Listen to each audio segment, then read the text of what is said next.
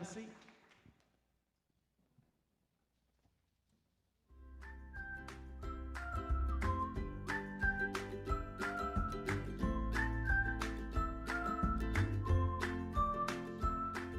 Hey there, New Hope. Amy here.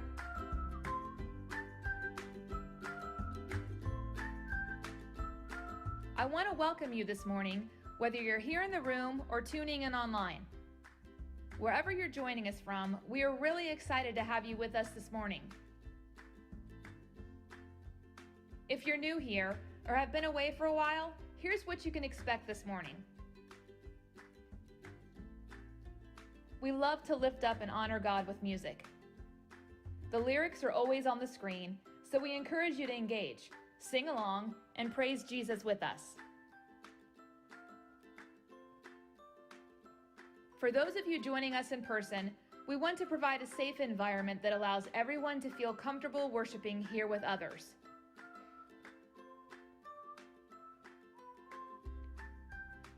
We are continuing to promote a touchless experience by avoiding the exchange of money, so we are offering free items served from various stations in the lobby. If you'd like to engage financially today and worship God with the resources He's blessed you with, you can do so in multiple ways.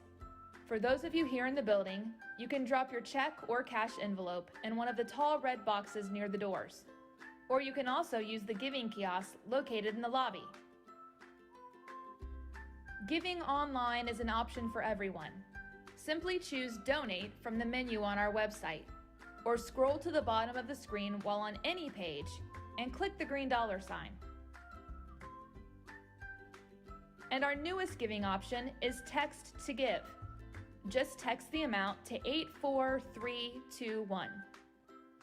Thank you to all of you who continue to support New Hope Ministries in this way. It's great to worship with you this morning, however you are engaging. We pray that Jesus is glorified in all that we do here, and that you are inspired along the way. Welcome to New Hope.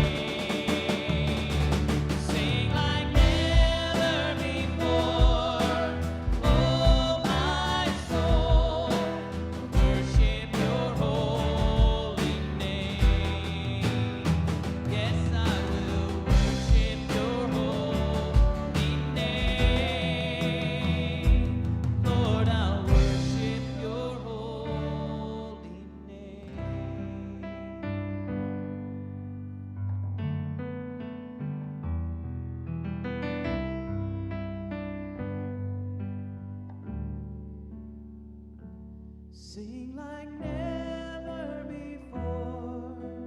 Oh, my soul, I worship your holy name. Jesus, I will worship your holy name. I worship your holy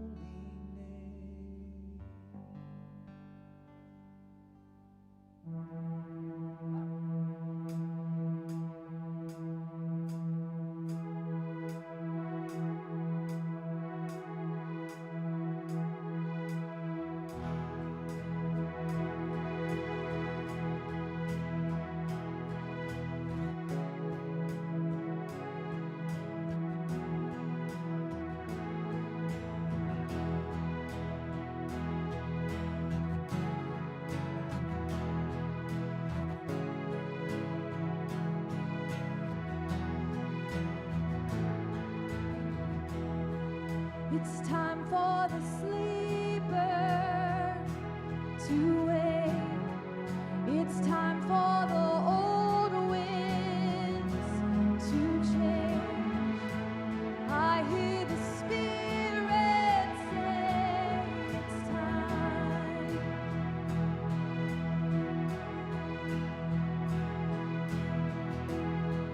It's time for the dead man to rise. It's time for the great light to shine. I hear the Spirit say it's time.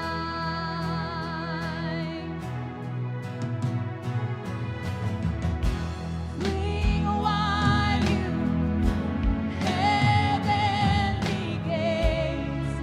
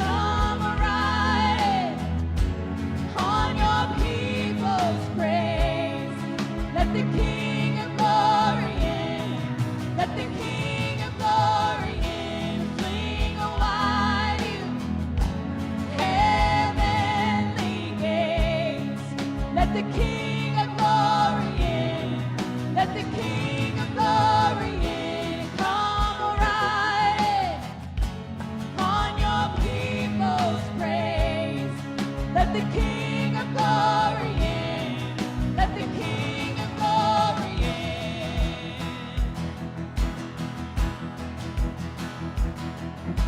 And open up the windows, let the light in. Open up the windows, let the light in. Open up the windows, let the light in. Let the light in. Let the light in. Open up the windows, let the light in. Open up the windows, let the light in. Open up the windows, let the light in. Let the light in. Let the light in. Open up the windows, let the light in. Open up the windows, let the light in. Open up the windows, let the light in. Let the light in. Let the light in. Swing wide you heavenly gates. Let the King of Glory in. Let the King of Glory in. Come riding on your people's praise. Let the King of Glory in. Let the King of Glory in.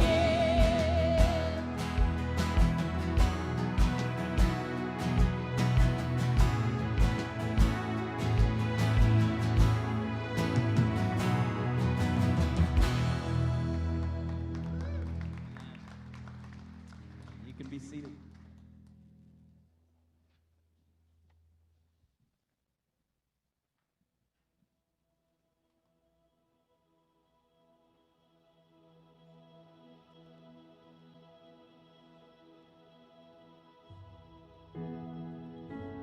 So last year didn't turn out as you hoped.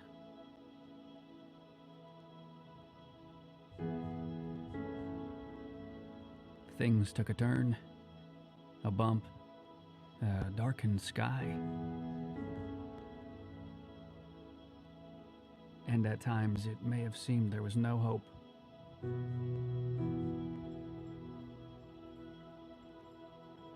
But here's the good news. Our God is the God of fresh starts. Our God is the God of new beginnings.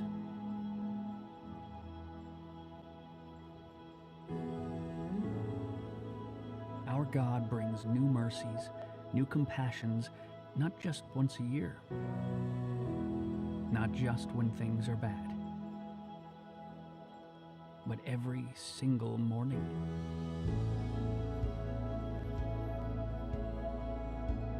This year has been tough. And for many of us, things will never be the same.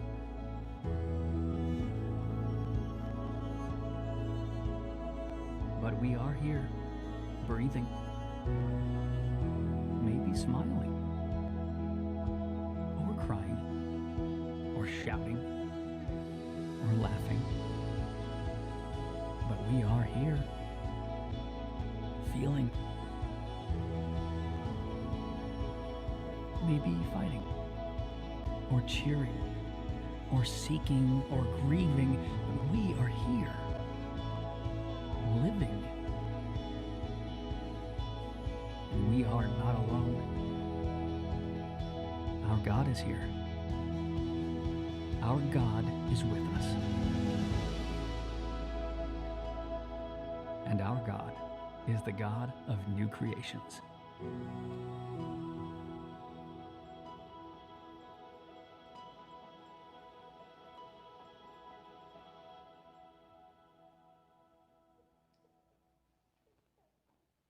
Good morning, New Hope. It is great to have those of you who are here in the room. It's awesome to have many of you tuning in online. We are kicking off week 3 of our series we've been in called Seasons. And it's interesting, week 1 I talked about spring, and then last week was Mother's Day, so we did a unique thing on Mother's Day, and then today I want to talk about summer, and then we're going to talk about fall, and we're going to talk about winter.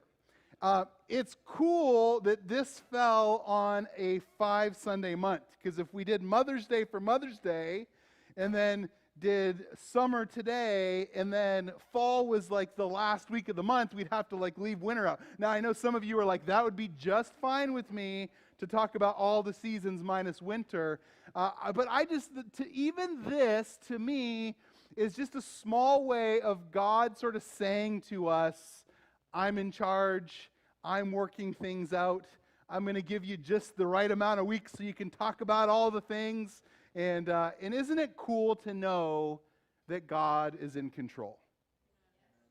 About 6 of us think that. That's good. So as we jump in, there's a couple things I want to say. The first is this. Last week for Mother's Day, my wife Bethany taught us, and I just wanted to thank Bethany again. What a great message she shared with us last week. And I want to say this because that's not just like a cute thing we do on Mother's Day, right? We have a number of incredible female voices that teach us and that we learn from, and that's something that we do here and we're proud of. In fact, I had a friend reach out to me a couple days ago, sent me a text message and said, hey, I'm like heading out of town on vacation, but I wanted to know, are you preaching or is Bethany preaching this weekend? Because if the A team is up, I'm going to turn around and come back from vacation. And I didn't know what this individual meant by that, like who the A team was or whatever. So I said, I'm preaching this weekend. And his response was, okay, going on vacation. See you next week. So I guess that is what that is. Hey, I do want to say something else too. Bethany and I, a couple days ago, we were in Steaks grocery store. We were walking around getting some things, and we bumped into a lady there who's a grandma, and she was telling us that she was down visiting some family in Florida, and she said, my grandson and I tuned in and watched church. And since that, he texts me saying, Grandma, are you watching? And so we do this together. And one of the things this kid said was, Grandma, that guy who talks, I really like him. He's cool. I thought you guys would want to know this. This is interesting information. And so, hey, if you're a 12-year-old dude watching from Florida, I just want to say thank you, and you're cool too. All right? So as we continue in the season series, I want to share this. Like the big idea this whole month is just like it's a blessing for us to live in a place that has all 4 seasons. Spiritually, we cycle through different seasons as well. It's just how things work. We have the growth and the new life of spring. We have the warmth of summer. We have the beauty and harvest of fall. And we even have the cold, dormant death of winter. Now, here's the problem. Sometimes I feel like when we are in certain seasons of life, we feel like we've done something right. You know, I've made all the right decisions, I've done all the right things, and therefore I am in this good season that I really enjoy.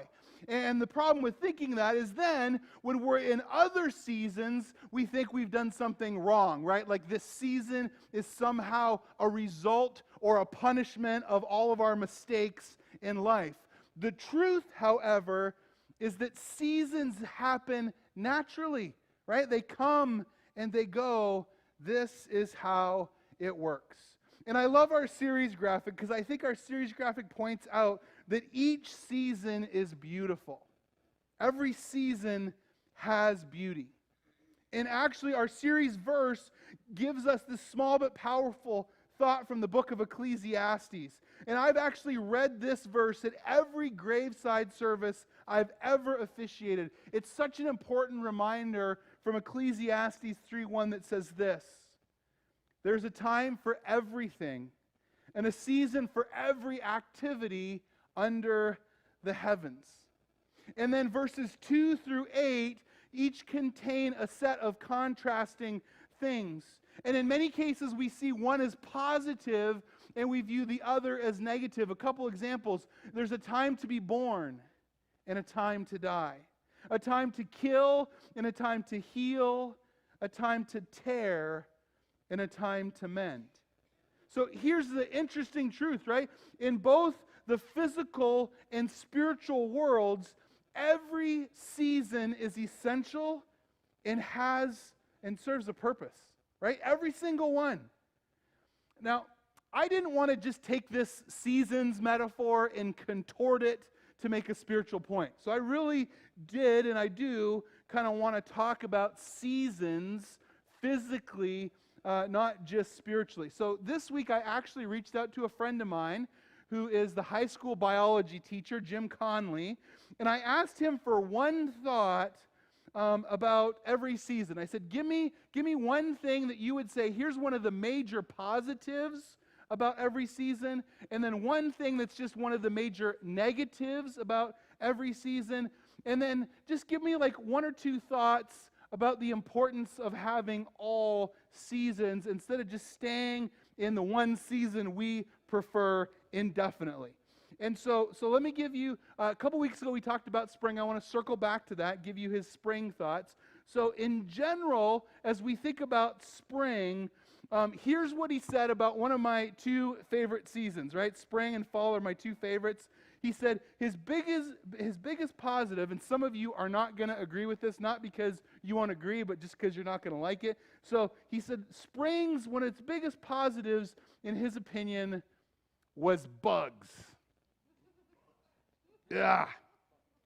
And he said this, here's the quote from him. The biomass, I don't even know what some of these words mean. The biomass created from insects each spring is insane. It provides a crucial and foundational link in the food chain. Isn't that cool? Like, even something many people view as negative, like if I said, who here, if you could just vote and all insects, bugs could go away, many of you would be like, absolutely, right? But man, it's amazing how something we think of as negative we tend to avoid can be so instrumental in the success of our entire ecosystem. So that is the positive for spring was bugs. Now here's the negative for spring. He said heavy seasonal rains and storms. And he said this, they can be harmful to many different species beyond just us. They can drown out ground nesting birds, and the cold and wet can kill newborn mammals. The rains that give us the green and the growth threaten other things' very existence. Isn't that crazy? Like in the springtime, right? I love like things turning green and they start growing. But that exact same thing, the rain that allows that can threaten the very survival and existence of other things. And so here's what we see, right? Positives are not all positive, and negatives are not all negative. So that was spring. Now for summer, which is really what we're going to talk about today, this month of summer. And here's what he said about my third favorite season. Summer's number 3 for me. Everyone's going to like this one. This is not like bugs. Ready? He said like the number one positive he sees about summer is food. Huh? Come on. We all like food, right? Kendra, this looks like the stuff you've been cooking. This is awesome. You should be excited, right? Woohoo! Yeah. All right, good. And so here's what he said. The abundance of summer allows many species to survive the colder, less productive months. Fruit, green plants, and the animals from the spring season. So I love that, right? So like the idea here is that plants and animals are all food for other things. Isn't that true? Right? All the stuff that grows is food, not just for us, but for other things as well. Like when I was reading that, it was interesting to me, like talking not just about the vegetation and foliage and stuff like that, but also newborn animals that are born largely in some ways to become food for other things. It made me remember back to when I was a kid. And does anyone else remember like the commercial for that show, When Nature Attacks? Right? And so it's like you see some like innocent little gazelle prancing through a field and some lion like hunts it down and just like eats it right there in the field, and you're like, yeah. And some of you I know you don't like that, but it actually reminded me a number of years ago when Jim Culler donated a kidney. And a bunch of us went up to the hospital to see him and to pray with him and just to sort of celebrate what he was doing. And I still remember being in his in his hospital room, and like looking out the window as this peregrine falcon swooped down and literally like killed and gutted an animal on the roof, just boom. And I'm watching this, and it was such a weird contrast because I'm like, all this health and healing happening inside the hospital and murder happening right outside the window on the roof of the hospital. It was crazy, nature attacking. Now, as we think about food, the Bible speaks a number of times about summer fruit, right? This idea that in the summertime, things ripen up and we have fruit. And so we have things that are ripe and delicious. And if there can be such a thing at this time of year, maybe things are a little bit easier. And so some of you think like the spring negative is all the mowing, right? Like, I hate when I have to cut my grass. But for those of us, and I'm one of them, that finds some peace on a mower, right? You just kind of like that time. No one can bug you. No one's calling you because you don't have your phone on you, all that kind of stuff, right? And you like the green, right? Like the summer negative for us is truly negative, right? And I'm actually not excited like about like late July or August when things start to look like this. So what Jim said is the biggest negative about summer is drought.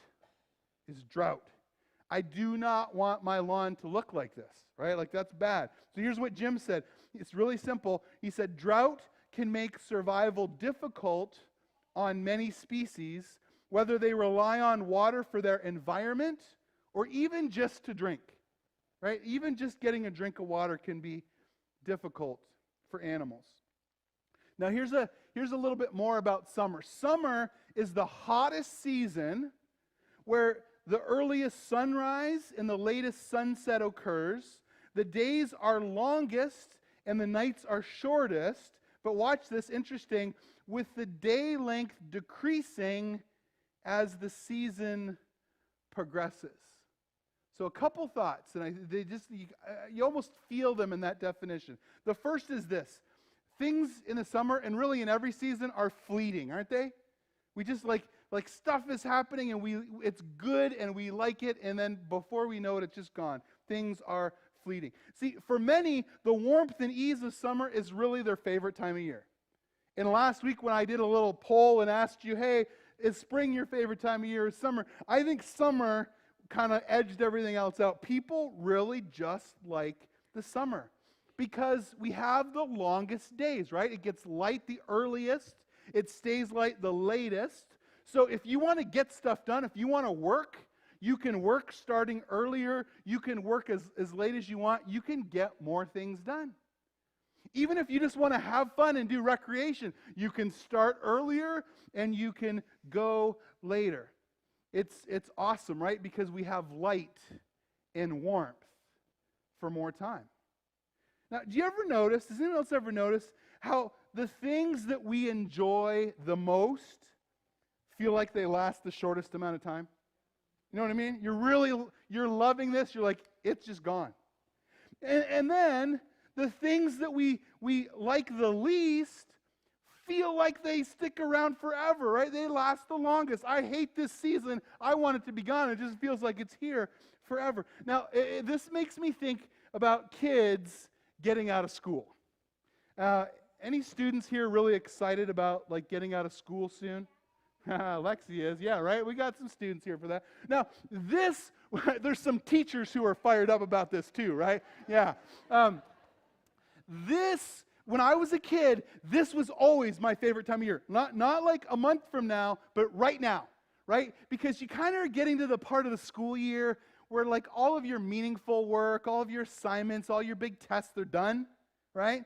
And so you're still in school, but you're really not doing anything of consequence. You're just kind of having fun and hanging out. And I like this time of year because here's the truth, right? Like as soon as you get to the summer vacation, you're burning your summer vacation, right? You want to maximize your time off. So we're kind of too, like, we don't have any more work to do, but we're not burning our summer vacation yet. I just loved how this time of year felt, because here's the truth, right? And I know, like, in the first gathering, I almost had somebody who works in the schools attack me. It was like when nature attacks, right? But think about this. Like, kids are about ready to get out of school, but even though we're not quite there yet, before we know it, everybody's going to be going back to school again. Right? I know, like the teachers in the room are literally like, if you take my summer, I will end you, right? Like, it's just like, I need that. Now, fleeting is a good word here, but I think there's a better one. The better word is unsustainable. And here's what Jim said just about all 4 seasons. He said, I wrote those things about each season based on generalities about how most species react to seasons, but it's so much more complicated than that. For every good thing I wrote, that could be a hard time for some species, and for every bad thing I wrote, that could be some species' easiest time of year. In general, he said, the renewal of seasons is very important for our biome, and without that annual cycle, our ecosystem would likely collapse. Interesting, right? If we didn't have all the different seasons, things would likely collapse. And then here's the point. Endless summer sounds fun, but it is unsustainable. Right? It sounds like a good time. If it could just always be the season that I like the most, it's not sustainable. This is fascinating. I don't know about you, but for me, like that stuff physically, biologically, and spiritually, right? Like, it's true that there are multiple seasons. And every season has good things and it has bad things. And then hear this, in every single season, God is with us in that season. He's with us. And the Bible promises us that in those seasons, He's actually working all things together for good, right? The Scriptures tell us that God's working all things together for good for those who love the Lord and are called according to His purposes. So even though there are good and bad things, God is working things together for good for us. And so we need to remember that we need all seasons, that these things naturally occur, and that only remaining in our favorite ones is just an unsustainable life. It doesn't work that way. So I want to give 2 verses and a story to us. And so the first verse comes from Genesis chapter 8.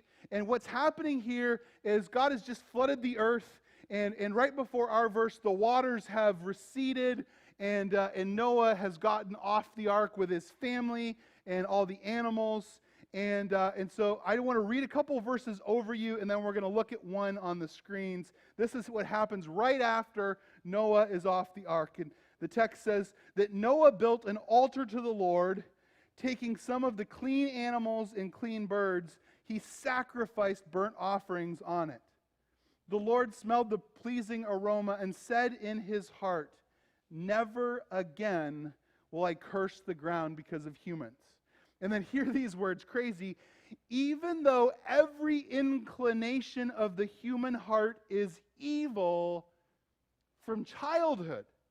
Now, if I have any parents in the room, you know this, right? Like, you're acquainted with this, because like right from the moment you see your beautiful kid, right, and you're like, oh, they're so cute and they're so beautiful, then you're like, what are they doing? Like, they're up to no good. They're doing some sort of evil, mischievous, whatever, right? It's like, oh, I just thought they were pure and innocent and beautiful. And it's like, no way, right? Like, every inclination of the human heart is evil from childhood, right? And then that part ends, and never again, God says, will I destroy all living creatures as I have done. And then right after that, we see this in Genesis 8:22.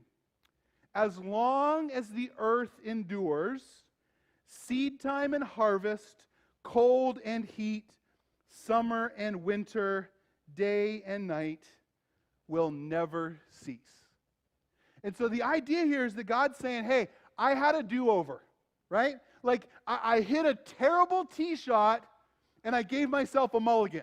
We started over, right? But even though every inclination of the human heart is evil, even from childhood, church, this is really good news for us. God is saying, I will never do this again, right? Even though he knows how bad we can be, he's never going to do this. He's never going to wipe us out like this again. And the seasons will cycle through, right? One after the other, as long as there is an earth. The idea here is that God has a functional purpose in each season, right? No matter what the season, God has a functional purpose in it. Does he have a purpose for spring? Yes. And for summer? Yes. For the fall? Yeah. For winter? Absolutely. We talked about a couple of those today. We're going to talk about the other two in the coming weeks. Spiritually, we go through seasons. Does God have a functional purpose in that? Absolutely he does. Listen, I get it, right? We all love the mountaintop, but do you know what happens on the very top of mountains? Like nothing, because it's above the timberline, right? Like there's not enough oxygen to sustain life. That's why at some point there's no vegetation, there's no trees. It's just like cold, hard rock. Like that's it. Maybe why we love the mountaintop so much is that there's oxygen deprivation, and so it creates a moment of euphoria. But guess what? Where do things grow? Down in the valley, right? Like we love the mountaintop, but we got to go to the valley sometimes too if we want to have the experience. Spiritually, there's seasons. How about emotionally? Does God have a functional purpose in there being different emotional seasons in our life? Of course he does. I have assessed many church planters over the last probably 25 years. And one of the things you're always looking for that is like people really don't get a green light to start churches unless they have this trait, is the trait of resilience, right? They've got to be resilient people. And sometimes as you talk to people, you just start to learn that they're not really resilient. Like when bad things happen, they like lose their minds, like they like go off the trail, like they just can't manage that very well. And those people can't plant churches because there's a lot of things that happen and there's a lot of stress involved, and if you can't manage and persevere when things happen, it's not good. And then for other people, it's interesting, even for people who, have gotten a little older, sometimes as you ask questions and sort of dig in, like people have been so protected and sheltered, in some ways blessed, that they've just not experienced much difficulty in life to that point, right? You don't even know if they're resilient because they haven't had an opportunity yet to be resilient. And here's the thing, like that I've just discovered the older I get. When I'm around somebody who's never gone through a difficult thing in life, or usually a lot of difficult things, they're not very fun to hang out with. They're not very interesting people, right? Because it's the grit and the character that develops as we go through emotionally difficult things that God uses to actually make us better people. What about, I should stop right here. I shouldn't give you one more example, but I'm going to. So if you're a person of prayer, pray for me, okay? Because I know I shouldn't say this, but I'm going to. What about when we walk through different political seasons? Do you think that God could have a functional purpose in that too? Here's the thing that like everybody says that is a misnomer, and because if you've lived at all, you've seen this, right? Oh, everyone says this. Oh, if we vote this way in this election, we're just going to like lose the country. And both sides say, if we vote this way in this election, we're going to lose the country. We're going to lose the country. We're going to, right? Oh, everything's gone. It's done. Here's the thing. It's not like a race car that speeds in a direction. Here's what almost always happens. It's more like a pendulum that swings, right? And we go from one to the other. And here's the problem. The further it swings one way, the further it swings back. Anybody else wish we had a pendulum swing a little bit less sometimes? Come on. Can God have a functional purpose in that? Let me just say one thing, and it's really not about the first part, it's about the second part, so just like let the first part. Some of the God's purposes were thwarted because the election was stolen rhetoric that we have in our country. Part of the problem with that is two things. One, it presupposes that God is not aware of our evil. Right? Like that he was kind of thinking better of us, and if we did something evil, God was like caught off guard. We're told pretty early in the book that God gets it, right? Like that we can be difficult. And here's the other problem. It undermines his sovereignty. Regardless of which way you think or which way you lean or which way you vote, do you not believe that no matter what's going on, that God is in control? And that he has a functional purpose and can accomplish his will no matter what? Like sometimes we give us and other things way too much credit and God not enough. Bethany's excited about my message. You guys aren't sure yet. I get it. All right, so whatever God's functional purpose is in this season of your life, just some things to think about. Are you fighting for him? I think sometimes we do that, right? We're like, oh, Rob, absolutely, I'm fighting for him. With every conversation I can have, with every social media post, I am fighting for God. Woohoo! Are you fighting against him, right? Like whatever season you're in, are any of you doing this? God, I hate this season. I want to be out of this season. I wish this season was different. And you fight him and you fight him and you fight him. Or are you fellowshipping with him in whatever season you're in, right? Are you just hanging out with God, right? Not fighting for him, not fighting against him, but just spending time with him. Because two of those things will kill you. Right? They will result in your demise. And God's functional purpose, just like the seasons, are going to happen whether you're on board or not. And so if we are more focused on being with God, guess what happens? No matter if it's our favorite season or our least favorite season, when we are closely connected with God, we get everything that we're supposed to and need to and should out of every season. All right, here's our second verse. Jeremiah 8:20 says this. The harvest is past. The summer has ended. Again, sorry, teachers. I know we're just getting started, but it's ending here. And we are not saved. So let's think functionally here for just a second, right? If we have planted and things have grown and harvest time is over and winter is coming, but we've not picked what we've planted and what has grown, Houston, we have a problem, right? Because if we've done all the work but we've not picked what's come, winter is going to be worse than ever. We may even die due to our lack of preparation. See, but we don't just fail at times to save ourselves physically because of this. You see, God not only has a functional purpose in each season, he also has a higher purpose in each season. Anybody believe this? Every season of life, God is doing something more. He has a higher purpose. And so we should be thinking salvation during the growth of spring and the warmth of summer. Isn't it so much nicer to talk to people about God when things are fun and easy and warm and awesome? But we don't. Oh, I'll get to that later. There'll be a time for that, right? The Bible says it this way, and I don't want to get ahead of myself because we're going to talk about it next week. But the Bible tells us that the harvest is plentiful, but the workers are few. And so listen, when things are good, don't just goof off, right? Come on, Rob, it's been a long, hard year. I just want to goof off this summer. Don't just goof off. Or actually, 10 years ago, this summer is when Bethany and I and Christopher moved to Loudonville, Ohio.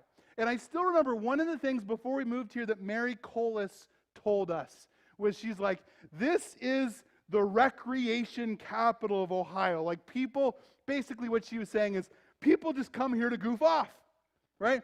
So you're just going to have so much fun because you can just like, go for hikes and swim and bike ride and all this kind of, you can come and goof off. So maybe differently, it's not just don't goof off. Maybe it's like this. While you are goofing off, be about more. Don't just goof off for no good reason. Invite somebody with you. Help somebody see and know Jesus and believe that God can use even your recreation to accomplish that. Because if we don't do it, then something else happens. We have to think about salvation when all the easy is now past us and it's not as much fun, right? Like we're forced to because we haven't prepared, and harvest and summer are past and winter is coming. This makes me think about this age-old theological question about how people come to God. Sometimes people say, well, it has to be a crisis, right, where they kind of come to the end of themselves and then they find Jesus. And other people say, no, it can be a process where you get to know somebody and build a relationship and introduce them to Jesus. And isn't the true answer both? Like sometimes people, like it's a beautiful process. And that would be so much better if we all did it that way. But for many of us, how we experienced that in our lives was more of a crisis, right? Like we made bad decisions, we did dumb things, a tragedy happened in our lives, and we realized we could no longer do this on our own. We came to the end of ourselves, and then we saw Jesus. See, it's in the easy and in the difficult, in the good and the bad, when it seems to make sense and when you are totally confused, God is up to something. He has a higher purpose. And bringing people to Himself is that purpose. So, one last thing. Here at New Hope, our defining statement, our mission, if you will, we say it this way: come as you are, leave different. And it's like, if you've never heard that, you might go, that's pretty awesome, right? Or, some of you might, oh, that's kind of cool, right? Like, but as people, we're lazy, aren't we? And so sometimes we sort of get lazy with that idea. Actually, sometimes people even like to weaponize that statement back against the church, right? Because I've heard this happen, and I'm not going to name names or say anything, but people are like, yeah, right. You say, come as you are, but I try to come as I am, and you're trying to bug me to be something different or do something, and I just want to come as I am and just be who I am, right? And this is true of all of us, me too, right? For all of us, we can forget the leave different part. We can just want to come and be loved and accepted, and I don't get this desire to stay stuck where we are, but we all do it. So here's the key. That we don't keep hidden. We tell everybody who will let us talk to them. The key is this: come as you are, encounter Jesus, leave different. Right? That encounter Jesus is important. It's the key. I say it this way: I can't change your life. If you're like, oh man, I like Pastor Rob, like the kid from Florida. He's cool, right? No. I can't change your life. If you're looking to me to change your life, you are in serious trouble. Because I have a hard time managing my own life most of the time. Okay? But here's the thing. Jesus can, Jesus does, and Jesus will. Right? Jesus can change your life. It's what He does. And if you let Him, give Him the opportunity, He will absolutely do this. And so here's the full statement, really what our mission is, what we are all about. We are about multiplying spaces where people can come as they are, encounter Jesus, and leave different.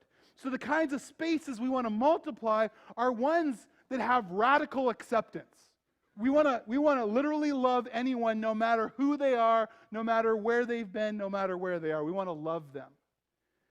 And then we not only want to love them, we want to do everything we can to get everything else out of the way so that we can invite them to Jesus. not to a denomination or a church or a theological structure. We want them to encounter Jesus because he's the one that changes their lives, right? And I think that there's more to that, right? Like there's a whole bunch of ways we can multiply spaces. One, we can do this when we as people multiply what God is doing in us in others, right? This is like mentoring or discipleship, right? Like if I don't take who God is making me and I don't multiply that into other people, guess what? Like that is the building block of the whole thing. We can't do this if I'm not doing this and many of you aren't doing this. And then it goes up. Like another way we can multiply spaces is like in smaller groups of people, right? Where we have smaller groups that just radically love others and are all about introducing them to Jesus. This is great when smaller groups of people say, I'm going to do this where I work and in my home and in other places. It gets powerful when we do that. And then in the bigger level, it's powerful there. The bigger level is when churches multiply churches. And we've seen that happen throughout our story. And actually, I'm hoping this year we have some exciting things to share. I don't have anything immediate, but there's some things happening that I'm so excited to share with you guys that are powerful ways that God could be preparing next steps for us. So we're going to talk about those. But that sounds exciting. Let me say this, though. It is difficult to multiply. It is so difficult. A friend of mine who pastored a church in Pennsylvania, I still remember he went there 7-8 years ago, and he said, I'm only coming if we're going to plant churches. They said, we want you, we're going to plant churches. They planted their first church. They were getting ready to plant their second church. When you factored in the people they sent in all their churches, they had a bigger attendance. They were reaching more people for Jesus. But there were people who said, you know what? For the last 10 or 20 years, my friends who sat next to me every single week are now 20 miles away, reaching people closer to where they live, and I'm mad that I don't get to see my friends every week. And the church literally started to implode because people cared more about hanging out with their friends on Sunday than they cared about the mission of God. Drove me nuts. He's no longer there. It's just like a horrible, sad story. But multiplication is difficult. Look in the Bible. What happens when the Apostle Paul is doing his missionary journeys and John Mark goes on this one with him, right? And then John Mark doesn't show up for the next one. And Paul literally is like, that is it. I'm not doing any more work with that guy. And so Paul goes one direction and John Mark goes another direction. And you know what God does? He uses that to multiply the kingdom. It seems like a bad thing, but God uses it for good. We've had people forever, who have been here that we've launched out. Some people are just like, I don't like you guys anymore. I'm leaving. Guess what? God uses all things for good. Because here's the thing, and I get it for me too, right? Like I get in a weird headspace sometimes. But do we actually believe that God has a higher purpose? And he's up to something no matter what's going on. Amen. One of our core values, we've just been talking about it, is multiplication, right? We want to multiply. We want to see more people know Jesus. And so we've talked about this forever. We've done this forever. Every conference we go to, they talk about it. And so I remember, 5-6 years ago, something like that, Pastor Jeremy, come up here, join me on stage. He said, you know what, I want to do a better job personally of being a part of multiplying. I want to invest who God has made me and is making me in others. And so he kind of started internally, right? Like I want to find people here. And I still remember some tense conversations where I pour into somebody and then they move. I pour into somebody and then they leave. I pour into somebody and they have 87 children and they can't serve for a few, it's tough, right? And this is kind of a cool little piece of fruit. A couple weeks ago, I asked my boys, hey guys, what are you most excited about for this summer? And my 15-year-old son, Christopher, said, I am the most excited to hang out with Pastor Jeremy more and work on worship music. How cool is that, right? I love that. And I'm excited that that's a kind of a common passion. So he's like, I want to multiply inside. But he started realizing, hey, like I'm trying to do that, but that's not enough. And so you kind of went on this exploratory journey to say, I'm wondering if there's like students at some of the surrounding universities that I could pour into. So he reached out to MVNU and Mount Vernon and AU and just a bunch of schools kind of in the surrounding areas to see if he could find somebody to do this. And for a couple years, it was like crickets, right? Like nobody was responding. Like it almost seemed like people didn't want to do stuff or have the opportunity. But he started to shift in his mind to say, listen, if I can pour into somebody, even if they don't stay here, but they go on somewhere else, this is a worthy investment in the kingdom because it helps the kingdom multiply, right? Kind of, I love that. Beautiful, beautiful heart. And so he started to look externally, and a couple years ago, we actually, it worked, right? And so some of you know him or will recognize him. For some of you, you might not even recognize him.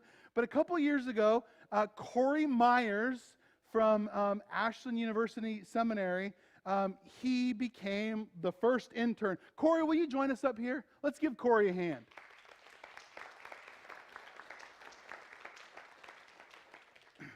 Corey, you can go in the middle. The thing that I just have always been impressed with for, about the last 2 years now, and for a guy, people in kind of their early to mid-20s sometimes are flaky.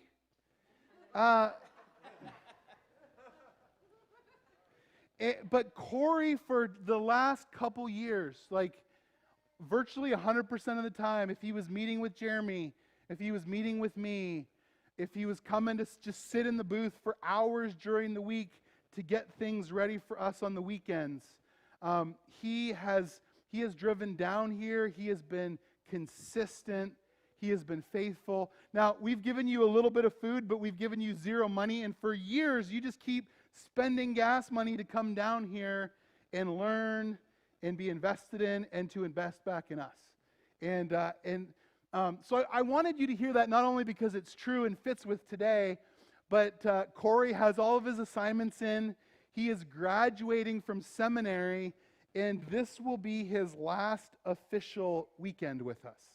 So I just wanted to say thank you to Corey. Let's give him a hand.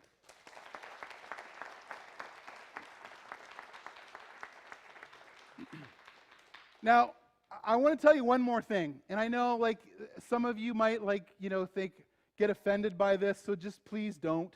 So I want to show you a picture I took a couple weeks ago in one of our programming meetings. Take a look at this image. So I'm sort of taking a picture, and there's Pastor Jeremy, and there's Corey. So for a couple of years, we have ridiculed Corey because of his giant red Dell computer. Because everybody knows that if you love Jesus, you use Apple products. Everybody knows that. It's just a truth. And Corey's had this thing for 7 years, right? All through his undergrad, through seminary.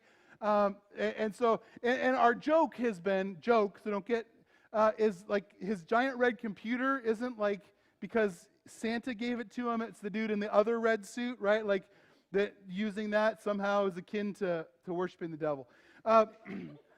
So it's a joke. It's a joke. So as Corey gets ready to enter this next season of life in ministry, he's actually going to get married. He and Corinne are getting married this fall. We as a church wanted to bless him and send him into this next season of life. Corey, we got you one of the new MacBook Airs with the M1 chip.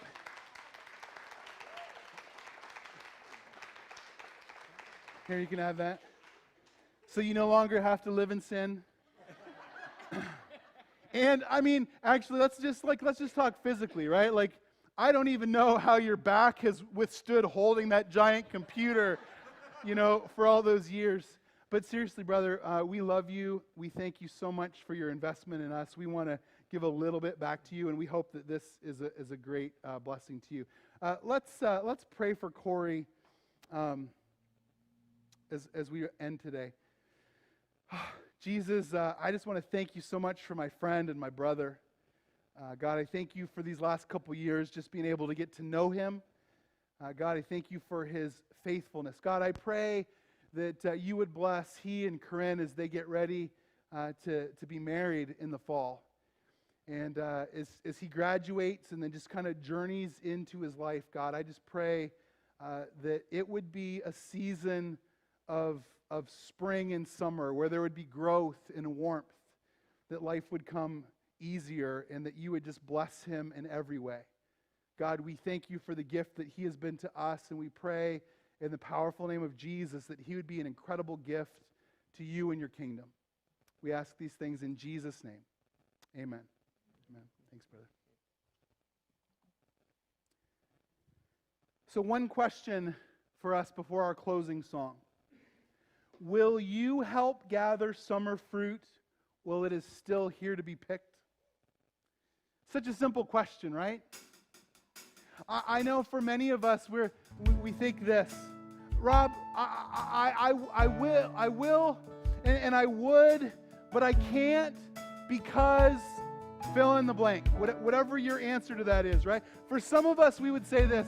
Rob, I really want to, and I would, but my season right now is not spring, it's not summer, it is hard, it is difficult, and I just can't. And listen, instead of focusing on and complaining about the season, instead would you say, Christ be magnified in me, no matter what season I'm living in? For some of you, Rob, I really want to, and I would, but I can't because I just don't see a clear path. I don't know what the next step is. I don't know how to get that done. And instead of focusing on that, would you say, no matter whether that next step is clear or it's murky, Christ be magnified? For some of us, we were like, you know what, Rob? I really want to. I want to see my life multiply the kingdom. I want to be a part of this. I would, but I can't because I tried this one time and I got burned. It didn't work. I'm still hurt because of that. Maybe it was here at New Hope. Maybe it was decades ago in a different church. It doesn't matter. And instead of focusing on the hurt, would you say, Christ be magnified? Listen, church, no matter the season, no matter the struggle, will you let Christ be magnified in you today? Will you let him be magnified in you this summer? And will you let him be magnified in you for the rest of your lives?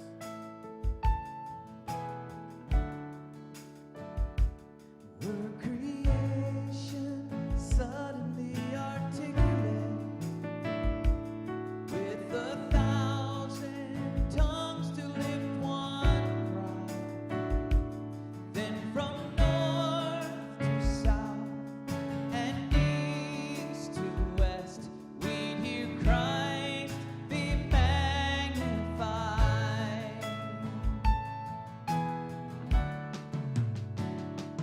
Were the whole earth echoing his imminence,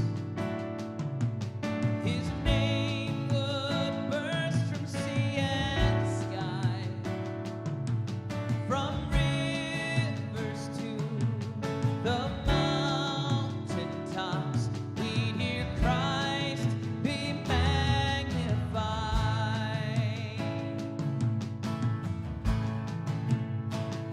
Singing, oh, Christ be magnified. Let his praise arise. Christ be magnified in me. Oh, Christ be magnified from the altar of my life. Christ be magnified in me.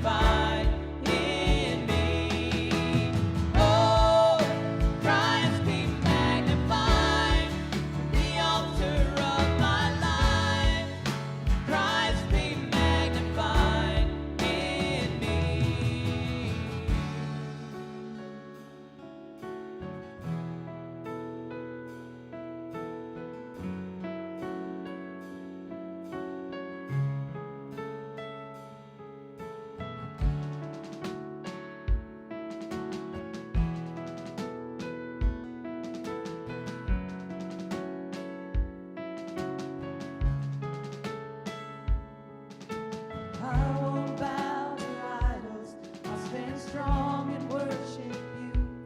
If it puts me in the fire, I rejoice 'cause you're there too. And I won't be for my feelings. I hold fast to what is true. The cross brings transformation, and I'll be crucified with you. 'Cause death is just a doorway into resurrection life. If I join you in your suffering, then I'll join you when you rise. And when you return in glory with all the angels and the saints, my heart will still be singing, my song will be the same. Oh, Christ be magnified, let his praise arise. Christ be magnified in me. Oh, Christ be magnified from the altar of my life. Christ be magnified in me, singing, oh, Christ be magnified, let his praise arise. Christ be magnified in me. Oh, Christ be magnified from the altar of my life. Christ be magnified in me.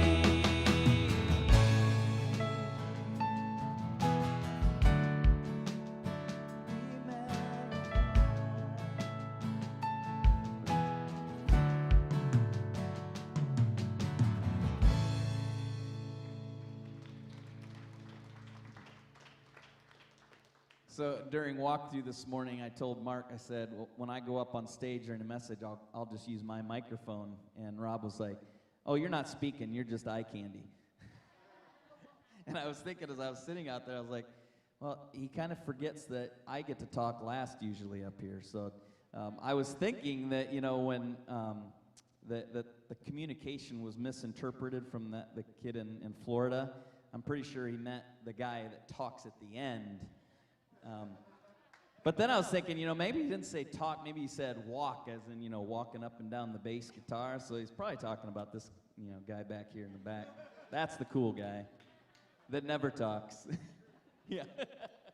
Hey, we just want to let you know, we meant to put this up last week, but we had some technical difficulties, but we want you to save the date. We know that the bike race is happening on June 5th. And every year, well, last year was a little bit different because of COVID, but every year we've supplied more and more and more volunteers. 2 years ago, I think we supplied 150 volunteers for this bike race that happens every year. And just all these New Hope people just flooding the different aid stations and Marshall stations to help keep all the bikers safe when they're in this race. It really has an impact in our community and is a blessing to them. They're blown away by what we do every time. So we really need lots of people to sign up for this. Things are changing with the race, so we don't have all the details for signing up yet. But if you could at least mark your calendars for that date and plan on helping us on that day, that would be awesome. And if you weren't here last week, we announced these baby bottles along the front for the Pregnancy Center, Wayne County, raising money to help provide resources and help for women in those situations. If you want to just grab one of these bottles and take it home with you, or take a couple of them and just drop your spare change in them throughout the month and bring it back on Father's Day, we'll help in that way. So have a great week, and we will see you next time.